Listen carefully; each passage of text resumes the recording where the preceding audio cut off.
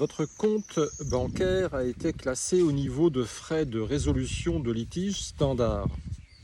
Votre taux de litige, qui correspond au ratio entre vos réclamations et vos ventes, est en augmentation ces 3 derniers mois. Le niveau de frais de résolution de litige standard s'applique actuellement à votre compte. Si votre taux de litige augmente jusqu'à 1,5% ou plus, le niveau élevé s'appliquera à votre compte. Nous pourrons ensuite apporter quelques modifications à votre compte. Vous ne pourrez pas demander aux acheteurs de renvoyer les objets pour des transactions transfrontalières d'un montant inférieur à 100 $ ou l'équivalent dans d'autres devises. Des frais de résolution de litige pour volume élevé vous seront facturés pour chaque dossier que vous recevez. Niveau actuel, niveau de frais de résolution de litige standard, taux de litige 0,9%. Niveau à venir, niveau de frais de résolution de litige standard. Les frais de résolution de litige sont basés sur le ratio entre tous les dossiers que vous recevez pour objets non reçus ou non correspondant à sa description et le montant total de vos ventes des 3 derniers mois.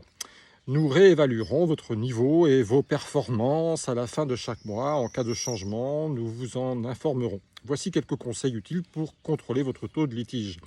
Répondez à temps à vos acheteurs et effectuez des remboursements si possible. Assurez-vous de décrire précisément l'objet ou le service que vous vendez. Établissez une politique de retour claire pour vos acheteurs. Indiquez vos coordonnées sur votre magasin ou votre site. Bien, alors, j'ai un site internet où je fournis des dispositifs médicaux. J'ai un compte, bon je ne cite pas le nom de la banque, mais enfin bon, vous l'aurez reconnu, hein, le patron de cette banque, je dirais, est bras dessus, bras dessous avec M. Trump actuellement. Il nous explique qu'ils vont refaire le monde selon des normes plus humanistes, qui vont dans le bon sens, etc. Bon, je suis ni pour l'un ni pour l'autre, je suis ni pour le précédent ni pour le suivant. Je sais que tout est à abolir et que tout est falsification. Hein, donc je ne suis pas en train de dire que celui-ci est meilleur ou moins pire que les autres. Je suis en train de dire précisément le contraire. Je suis en train de dire qu'ils sont tous équivalents, parce que soumis tous aux mêmes règles marchandes. Donc c'est pas une histoire de personne, c'est une histoire de déterminisme du mode de production dans lequel nous sommes. Donc ça n'a rien à voir avec les hommes, ça fait bien longtemps que les hommes n'ont plus aucun pouvoir sur rien. Et que la politique n'existe pas, que l'homme politique est déjà mort, enterré, décomposé depuis belle lurette. Là où j'aimerais attirer votre attention, oui, je reçois ce mail de ma banque en ligne parce que j'ai eu un litige, enfin pour être plus exact, j'ai eu 2 litiges.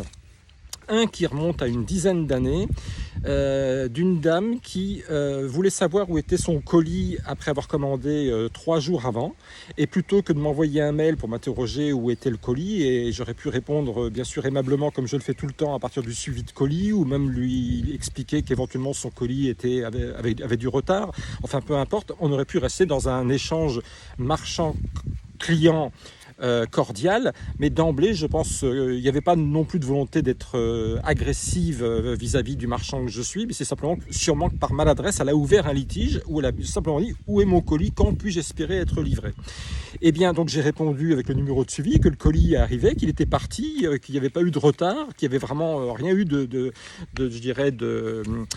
contrevenant à la promesse qui lui avait été faite de lui fournir ce produit dans les délais prévus. C'est simplement qu'elle a ouvert un litige pour demander où était son colis, et moi j'ai répondu, tout simplement. Et donc après avoir répondu, la banque a fermé le litige, a résolu le litige et m'a facturé, enfin même pas m'a facturé, parce que vous le savez, la banque c'est le seul prestataire, c'est le seul fournisseur de services au monde qui a la main dans votre portefeuille, et il se sert. Donc ils ont pris 20 € conformément à leurs conditions commerciales que vous êtes obligé d'accepter, et elles sont mises à jour régulièrement et vous ne pouvez vous y soustraire à moins de quitter la banque. Donc là, j'ai déjà fait une vidéo là-dessus, sur la relation léonine que nous avons entre des très très gros fournisseurs, notamment des banques mondiales, et vous en tant que petit commerçant ou particulier. Vous n'avez aucun moyen de vous soustraire à leurs conditions. Ils les modifient, ils les précisent de manière à être toujours le plus coercitif et que vous soyez retranché dans votre coin à accepter leurs dictats sans avoir le moindre contre-pouvoir contre eux. Donc 20 € de prix, simplement parce que cette dame demandait où était son colis. Donc j'avais beau expliquer qu'il n'y avait pas de litige, que c'était une maladresse, non, vous n'avez personne à qui parler. Voilà, c'est comme ça, vous avez signé les conditions, vous les acceptez, c'est 20 € parce qu'il y a eu un litige d'ouvert. Potentiellement, moi en tant que web marchand, je peux très bien avoir 7 milliards de clients qui commandent pour, je sais pas moi, 5 € et qui ouvrent un litige parce qu'ils veulent savoir où est leur colis. Et donc, 7 milliards de fois 20 € de facturés par la banque, ça fait combien? Ça fait combien? Hein, ça fait combien? Ça fait des fortunes. Ça fait des milliards et des milliards et des milliards de résolutions de litiges.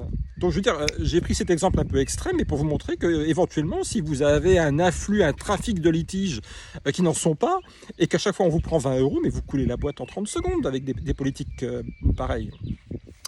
Donc ce que je dénonce là, bien sûr, c'est le caractère donc disproportionné du pouvoir de certains fournisseurs anglo-saxons sur les petits marchands ou même les particuliers que nous sommes. Là, il y a quelque chose de disproportionné qui montre que le capital ne cesse de grossir en termes de volume, de puissance de frappe et de destruction sur les hommes qui restent isolés et sans que nous ayons aucun contre-pouvoir.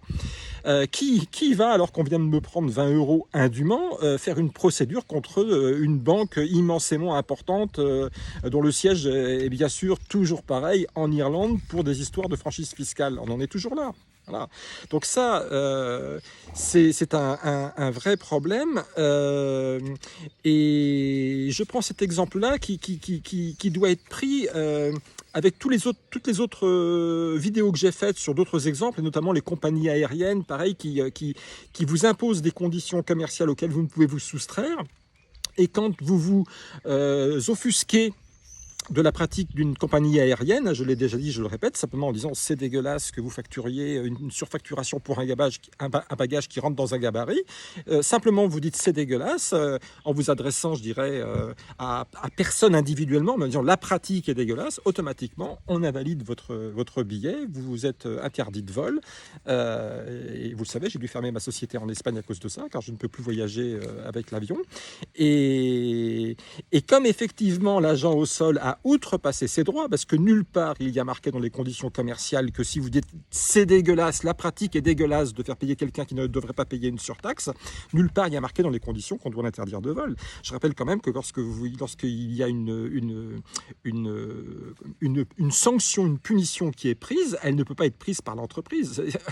En France, on est quand même dans un état de droit où s'il y a une sanction à prendre contre quelqu'un qui a contrevenu à quelque chose, ça passe par les règles de procédure légale et par des décisions de justice. Là, l'agent au sol prend une décision, alors que je ne me suis même pas adressé à elle, invalide mon billet avec des conséquences très très importante sur le plan financier, simplement parce que j'ai dit c'est dégueulasse. Et donc, le pire, c'est que comme elle sait que il n'y avait pas matière à me suspendre et d'invalider mon billet, elle a rajouté aux forces de l'ordre qui sont intervenues que j'avais rajouté d'autres insultes, parce qu'effectivement il fallait bien rajouter d'autres insultes pour justifier après coup sa décision arbitraire. Donc, que ce soit l'histoire de la compagnie aérienne ou les banques, on voit bien que les entreprises, et notamment les entreprises anglo-saxonnes, ont un pouvoir considérable qui s'applique sur nous, simples êtres humains isolés, qui s'apparente à c'est une forme de néocolonialisme. C'est un néocolonialisme que personne ne dénonce. Et d'ailleurs, je suis très étonné que c'est très à la mode de reprocher à la France, et non pas à la République d'ailleurs, la colonisation en Afrique du Nord, la colonisation en Indochine, alors que ce ne sont que des colonisations de la République, des forces de l'argent, pas la France. La France n'a pas colonisé l'Afrique du Nord, la France n'a pas colonisé l'Indochine, c'est la République qui a colonisé pour pallier la loi de la baisse tendancielle du taux de profit, je l'ai expliqué, où il faut compenser la baisse du taux de profit par la masse de volume de marchandises qui doit bouger, et donc il faut toujours plus de territoire, plus de clients, plus de potentiel de vente, plus de marchés, toujours plus grand.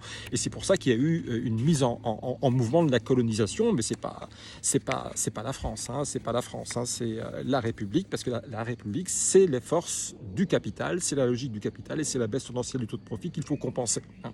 Donc il faut arrêter de dire que la France est colonisée. La France n'a rien colonisé du tout. La France, elle est morte le 21 janvier 1793 à 10h22. Elle est morte à ce moment-là, hein, c'est définitivement. À partir de ce moment-là, tout ce qui a été fait au nom de la France, c'est la République. Il va quand même falloir que la République assume ses faits et gestes.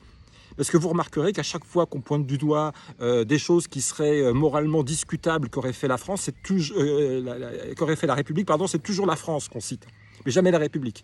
La République, dans les phrases, quand on fait sujet, verbe, complément, c'est toujours la République, les droits de l'homme, la République ceci, la République lave plus blanc. Là, c'est la République quand c'est valorisant, quand la France est en situation de valorisation. Mais quand c'est une situation de critique et de dévalorisation, là c'est la France. Quand c'est bien, c'est la République, et quand c'est mal, c'est la France. Alors qu'il n'y a plus de France depuis plus de deux siècles. Donc c'est un néocolonialisme que nous vivons. Nous sommes en territoire occupé. Nous sommes en France donc en territoire occupé. L'Europe est occupée par les forces du capital anglo-saxon. Qu'est-ce que vous croyez ? J'aimerais rebondir pour que ce soit bien clair pour ceux notamment qui n'ont peut-être pas vu mes autres vidéos que comment dirais-je que au XIIIe siècle, la pratique bancaire a commencé à pointer le bout de son nez, mais nous étions encore avec un mode de production basé sur la rente foncière, avec au XIIIe siècle déjà une bourgeoisie naissante avec le développement de la rente commerciale, ensuite la rente industrielle et la rente bancaire, et donc la rente bancaire a donc phagocyté, s'est nourrie des modes de production antérieurs pour devenir aujourd'hui omniprésente, et nous voyons bien aujourd'hui avec cette histoire de banque en ligne dont je vous parle, que la banque aujourd'hui est en train de liquider l'État. C'est que l'État, qui était le bras armé coercitif du capital sur l'humain, était encore un outil utile, bien sûr très utile au moment de la rente foncière, un petit peu moins utile à partir de la rente commerciale, parce que les forces d'argent commençaient à influencer la justice, et bien sûr, suivant vous êtes faible, misérable ou riche, la justice ne s'appliquait pas et ne s'applique pas de la même manière. Ensuite, la rente industrielle, les très grosses fortunes étaient bien sûr dans les mêmes associations locales, de bourgeoisie locale dans les villes, les mains et pieds et mains liés avec les acteurs de la justice. Et aujourd'hui, la domination capitaliste s'est tellement purifiée avec la banque qui a tout dévoré sur son passage. La banque aujourd'hui est la patronne de tous les modes de production antérieurs, et la banque aujourd'hui liquide l'État. La banque aujourd'hui fait la justice. Elle vous prend 20 € parce qu'elle considère qu'il y a eu un litige, et que, d'ailleurs, on ne regarde même pas s'il y a eu un litige ou pas, on ne regarde même pas le fond du problème. Le client a ouvert un litige, il a appuyé sur un bouton, il a dit litige, résolution de litige, on vous prend 20 €. Ça passe même pas par la justice, on n'a même plus besoin des juges, des avocats, c'est fini tout ça. C'est fini, vous êtes liquidés les juges, c'est fini, il n'y a plus besoin de vous. C'est le début de la fin. C'est le début de la fin, vous êtes sur le Titanic, l'orchestre joue encore un peu, mais les pieds sont dans l'eau déjà, c'est fini. Oui, en revoyant ma vidéo, j'ai fait une petite digression. J'ai parlé de deux litiges que j'ai eus. Je vous ai parlé du premier litige qui a eu lieu il y a une dizaine d'années, mais j'ai oublié d'aborder le deuxième qui a eu lieu il y a 8 jours, et c'est pour ça que je rebondis aujourd'hui en créant cette vidéo. Le dernier litige que j'ai eu, c'est une dame qui a acheté des chaussures. Et bon, je sais que les chaussures, c'est très particulier. Pour les vendre en ligne, c'est compliqué, parce qu'au-delà même de la pointure annoncée, chaque fabricant, et même chaque fabricant au sein de ses gammes, peut avoir des taillages différents avec les mêmes pointures. C'est qu'un 38 dans un modèle peut correspondre à une taille différente avec un 38 d'un autre modèle. Alors d'une marque à l'autre, c'est encore pire. C'est pour ça que je prends d'infinies précautions sur mon site pour donner des procédures très très fiables pour qu'à coup sûr, en prenant bien le tracé du pied, des deux pieds, mesurés en longueur, en largeur, suivant que ce sont des chaussures fermées, ouvertes, enfin il y a toute toute une maîtrise, je dirais, à avoir pour que, à distance, avec certaines mesures, vous puissiez à coup sûr acheter une chaussure. Et même dans le pire des cas, s'il y avait un problème, moi, en tant que bon commerçant, je ferai toujours tout pour qu'il y ait un échange possible. Simplement, cette dame, elle a dit, je fais du 38, je commande du 38. Sauf que dans cette marque-là, c'est une marque allemande, c'est pas aussi simple. En plus, c'est une chaussure, une sandale, et une sandale, ça taille pas pareil qu'une chaussure fermée. Donc, c'est au moins une pointure en dessous. Donc, elle m'appelle, elle me dit ça va pas, elle m'agresse, elle me manque de respect en disant mais moi je fais du 38, vous n'allez pas m'apprendre mon métier, j'achète toujours du 38, c'est 38, 38. J'ai dit mais madame, vous avez suivi la procédure, c'est marqué, il faut mesurer votre pied, etc. Et si vous avez un doute, vous m'envoyez le mail, etc. Elle me dit non, je vous les renvoie, ça va pas du tout. Et donc moi, comme elle m'avait agressé, alors que j'essayais de résoudre le problème et au moins de lui expliquer comment elle pouvait obtenir à coup sûr la bonne taille en faisant un échange et de faire un échange avec la livraison éventuelle de la bonne taille adaptée, et puis qu'on sorte de cette embrouille par le haut en ayant l'un et l'autre compris la nature du problème pour ne pas reproduire le problème à l'avenir, qu'il y ait un enrichissement dans l'échange. C'était d'emblée l'agressivité et la bagarre. Et donc je dis écoutez, puisque vous ne voulez rien entendre, moi j'ai été clair en tant que marchand, je ne reprendrai pas votre chaussure. Vos chaussures, vous les gardez. Donc elle a fait ouverture d'un litige auprès de la banque. Mais comme si la banque... pourquoi la banque se mêle des litiges? Je suis en train de percuter, mais c'est quand même incroyable. C'était de l'exclusivité, de l'exclusif ressort de la justice. Aujourd'hui, la banque fait la pluie, le beau temps. Elle rend la justice à la place de la justice. C'est ça l'objet de ma vidéo. Donc, elle se braque, elle ouvre un litige en disant j'ai acheté des chaussures sur un site et le commerçant ne respecte pas les 14 jours, etc. etc. Et moi, j'avais déjà, il y a 10 ans, eu un problème. Et j'avais validé avec ma banque en disant attention, je suis professionnel de santé. Je suis dans une situation où je n'ai pas à respecter les 14 jours de droit de rétractation. Je suis dans les exceptions, parmi les exceptions. Les professionnels de santé qui vendent en ligne ne sont pas soumis au droit de rétractation. Ça ne veut pas dire que je ne reprends pas. Ça veut dire que j'essaye de le faire. C'est-à-dire que ça ne m'est pas imposé. Quand vous vendez en ligne et que vous êtes soumis au droit de rétractation, quel que soit le motif, enfin même sans motif, le client vous rend la marchandise, il n'a même pas à justifier, vous remboursez, il n'y a même pas à discuter. C'est ça le droit de rétractation. Donc ça aussi, on pourrait en parler. Pourquoi est-ce que, sous prétexte que vous vendez en ligne, le client peut acheter 50 produits, et vous faire travailler comme un esclave et tout vous rendre, et vous rembourser tout, y compris les frais de transport. C'est de l'esclavage. Quand on fait travailler les gens pour rien, c'est de l'esclavage. Bon, je ferai peut-être une vidéo rien que sur ça. Mais là, je ne suis même pas dans ce cas-là. C'est que j'ai encore un facteur excluant supplémentaire, c'est que mon statut m'exonère de ce droit de rétractation. Il n'y a pas de droit de rétractation. Et ça, je l'avais expliqué à ma banque. J'avais dit attention, avec les litiges, je veux bien retravailler avec vous, mais attention, j'ai un statut particulier. C'est moi qui décide si oui ou non et comment j'accepte les retours et sous quelles conditions. Je reste le maître de mon navire. C'est pas la loi qui exige de me faire travailler sans être payé. Oui. Et là, rebelote, une cliente, donc la cliente pour les chaussures se braque, me revoit, et moi je dis, comme elle m'a mal parlé, bon, je dis, bon, non, moi je ne suis pas soumis au droit de rétractation, je ne reprends pas. À moins que vous me parliez autrement, que vous acceptiez d'avoir une discussion entre gens responsables, entre vous et moi, dans ce cas-là, je me comporterai correctement et je trouverai une solution, comme je le fais toujours à tous mes clients. Et bien pareil, litige ouvert, donc j'avais beau expliquer, et puis en plus litige ouvert pour non-conformité de l'objet reçu, alors que j'ai fait la démonstration à la banque que j'avais bien livré le produit parfaitement conforme. Donc même la justification de non-conformité ne tient pas, c'est conforme. Et c'est simplement que la cliente, elle a dit non, je ne veux pas, je rends et je veux mon argent, c'est tout. Et ben c'est pareil, 20 € de résolution de litige, ils m'ont pris tout l'argent, y compris les frais de port, c'est-à-dire que même mes frais d'expédition, j'ai dû les rendre, donc non seulement j'ai travaillé pour rien, j'ai commandé pour elle ce produit qui me reste sur les bras que je ne vendrai jamais, et qui rentrera éternellement dans mon stock sur lequel je vais payer de l'impôt sur les sociétés pendant des années et des années, jusqu'à ce que je le mette au rebut. Et les frais d'expédition non plus ne me sont pas remboursés, alors que je les ai engagés, je les ai payés. Voilà. Donc j'ai encore suspendu cette banque de mon site marchand. Donc je ne suis pas en train de vous parler d'un problème, là encore, une pleurnicherie de mimiche sur quelque chose qui m'est arrivé. Je suis encore une fois en train de parler d'un système qui s'impose à nous tous de manière coercitive sans même que l'argumentation ait sa place, sans même que la parole, la verbalisation ait sa place. On est dans une dictature des entreprises américaines sur le sol français. Nous sommes colonisés. Il faut quand même que vous compreniez qu'on est colonisés. Et à la fin, je vous mettrai une petite vidéo, un petit montage maison qui vous montrera que le drapeau français, c'est blanc, c'est la lumière, c'est l'eau, c'est la vie.